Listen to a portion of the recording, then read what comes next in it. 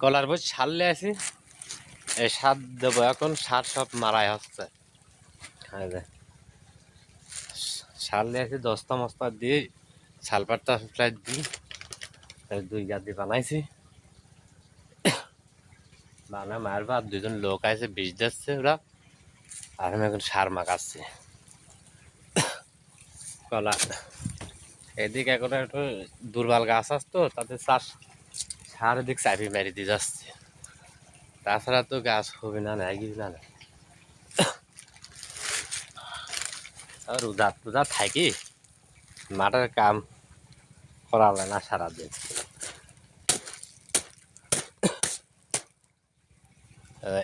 কাটম কাটতেছে 10টার।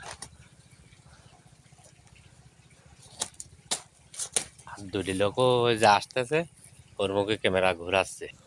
সার মাখাচ্ছি, সেই মাখানি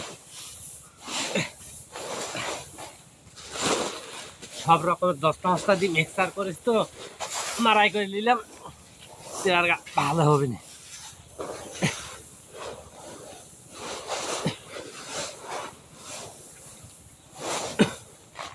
যেসব কলা কাটি উঠে যাবো, একদিন ফুল কাটা শুরু, সেই কলা বস্তা হয়। এই জন্য কয় আবার হলে লোকে করতে, না হলে গাড়িতে কোথা লাগে। এইটা এখন আমাদের অবস্থা হয়েছে। আল্লাহ তো 2-4 করে যায়, ফুল হবে নি,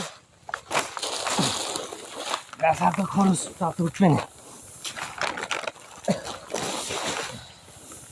দেখি আল্লাহ কদ্দুর কি করেন। এই গাদি মারাই হলো, আর এই গাদি মারাই করতে হবে। এই যে এটার মধ্যে মেলা রকমের ওটা আমি থাক, পরে মারাই করবো না। ভিডিওটা ভালো লাগলে কমেন্ট করে দিন।